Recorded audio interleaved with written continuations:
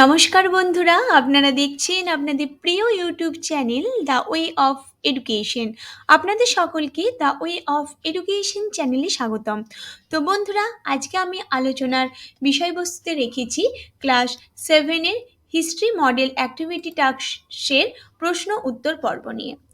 অর্থাৎ বন্ধুরা, 2022 সালে জানুয়ারি মাসে আপনাদের বিদ্যালয়গুলি থেকে যে প্রশ্ন দেওয়া হবে তারই আজকে ক্লাস 7-এর হিস্ট্রি অর্থাৎ ইতিহাস প্রশ্ন নিয়ে আমরা আলোচনা করব।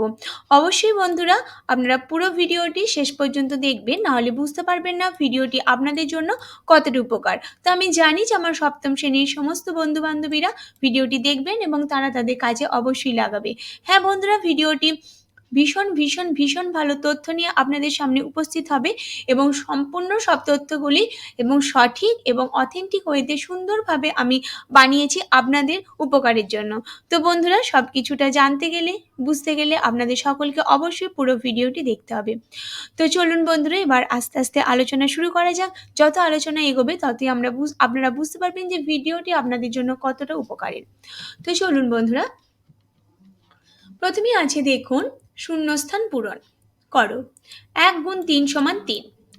প্রথম প্রশ্ন দেখে নেব, ইন্ডিয়া নামটি প্রথম ব্যবহার করেছিলেন ড্যাশ। তো দেখে নেব বন্ধুরা, ইন্ডিয়া নামটি প্রথম ব্যবহার করেছিলেন গ্রিক ঐতিহাসিক হেরোডোটাস। তাহলে কে ব্যবহার করেছিলেন? গ্রিক ঐতিহাসিক হেরোডোটাস। পরবর্তী প্রশ্ন অর্থাৎ ক্ষয়ের দাগের প্রশ্ন, তাজমহল বানিয়েছেন সম্রাট ড্যাশ। তাহলে তাজমহল কে বানিয়েছেন? তাজমহল বানিয়েছেন সম্রাট শাহজাহান।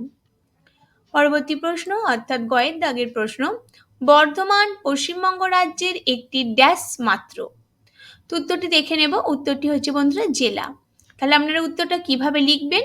লিখবেন বর্ধমান পশ্চিমবঙ্গ রাজ্যের একটি জেলা মাত্র। পরবর্তী প্রশ্ন দেখে নেব বন্ধুরা অর্থাৎ 2-এর দাগের প্রশ্ন, ঠিক বা ভুল নির্ণয় করো। 1 গুণ 3 সমান হচ্ছে 3। তো প্রথম প্রশ্নটা দেখুন, হিন্দুস্তান শব্দ দ্বারা সমগ্র ভারতকে বোঝানো হতো, ঠিক না ভুল? তো উত্তরটি দেখে নেব বন্ধুরা, উত্তরটি হয়ে যাচ্ছে ঠিক। হিন্দুস্তান শব্দ দ্বারা সমগ্র ভারতকে বোঝানো হতো। পরবর্তী প্রশ্ন অর্থাৎ ক্ষয়ের দাগের প্রশ্ন, পর্তুগিজদের হাত ধরে ভারতে আলু খাওয়ার চল শুরু হয়। তো উত্তরটি অবশ্যই হয়ে যাবে ঠিক, কারণ পর্তুগিজদের হাত ধরেই ভারতের মানুষেরা প্রথম আলু খেতে শুরু করেছিল।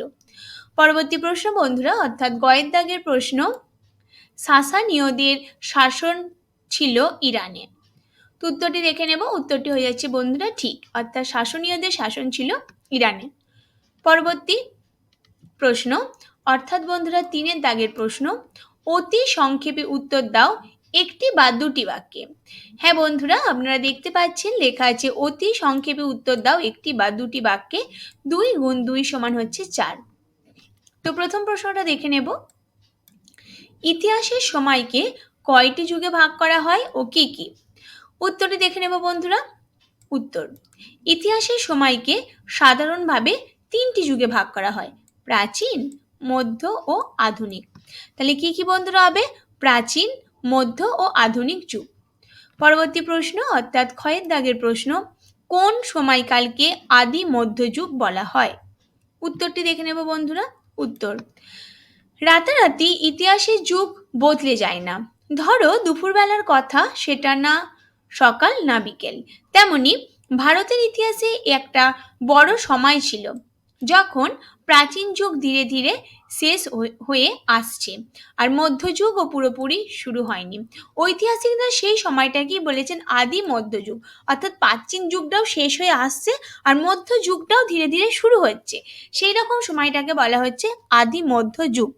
এবার বন্ধুরা আমরা পরবর্তী প্রশ্ন অর্থাৎ 4-এর দাগের প্রশ্নটি দেখে নেব। 4-এর দাগে বলেছি নিজের ভাষায় লেখো 3 বা 4টি বাক্যে 5 গুণ 2 সমান 10। প্রথম প্রশ্নটা কি বলছে? ইতিহাসের উপাদান কি? উপাদানের বিভিন্ন ভাগগুলি উল্লেখ করো। তো উত্তরটি দেখে নেব, ইতিহাসের সব উপাদান একরকম নয়। একটি পুরনো মূর্তি, পুরনো মুদ্রা বা পুরনো বই এক জিনিস নয়। তাই ইতিহাসের উপাদানগুলিকেও নানা ভাগে ভাগ করা হয়, যেমন লেখ, মুদ্রা, স্থাপত্য ও ভাস্কর্য ও লিখিত উপাদান। পাথর বা ধাতুর পাথে লেখা থেকে পুরনো দিনের অনেক কথা জানা যায়, সেগুলিকে বলা হয় লেখ। তামার পাতে লেখা হলে সেগুলিকে বলা হয় তাম্রলেখ। আবার পাথরের উপর লেখা হলে তা হয় শিলালেখ। আর কাগজে লেখাগুলিকে বলা হতো লিখিত উপাদান। তো বন্ধুরা নিশ্চয়ই বুঝতে পারলেন যে প্রথমে আমি উপাদানগুলো কি কি বললাম, যেমন হচ্ছে লেখ, মুদ্রা, স্থাপত্য, ভাস্কর্য, লিখিত উপাদান, এবং উপাদানের ভাগগুলোকে আমি ব্যাখ্যা করে করেও বললাম। আশা করি বন্ধুরা আপনারা বুঝতে পারছেন যে যে প্রশ্নের জন্য যতটুকু উত্তর প্রয়োজন আমি ঠিক ততটুকু উত্তর দিয়ে উত্তরগুলোকে তৈরি করেছি। আপনারা নিশ্চয়ই বুঝতে পারছেন যে উত্তরগুলো কতটা উচ্চমানের হয়েছে এবং আপনাদের ভালো নম্বর পেতে কতটা সাহায্য করবে। তো চলুন বন্ধুরা, এবার আমি পরবর্তী প্রশ্ন অর্থাৎ ক্ষয়ের দাগের প্রশ্নটি দেখে নেব। ক্ষয়ের দাগে বলছি মধ্যযুগের ভারত কেমন ছিল। তো উত্তরটি দেখে নেব। আগে অনেকে বলতেন সে সময়ে অন্ধকারে ডুবে গিয়েছিল মানুষের জীবন, কোনো কিছুতেই নাকি কোনো উন্নতি হয়নি। তবে আজকাল আর সে কথা মানা হয় না। টুকরো টুকরো উপাদান জুড়ে ঐতিহাসিকরা সে সময়ের ইতিহাস লিখেছেন। তাতে দেখা যায় তখন জীবনের নানান দিকে অনেক কিছুরই উন্নতি করেছিল ভারতের মানুষ।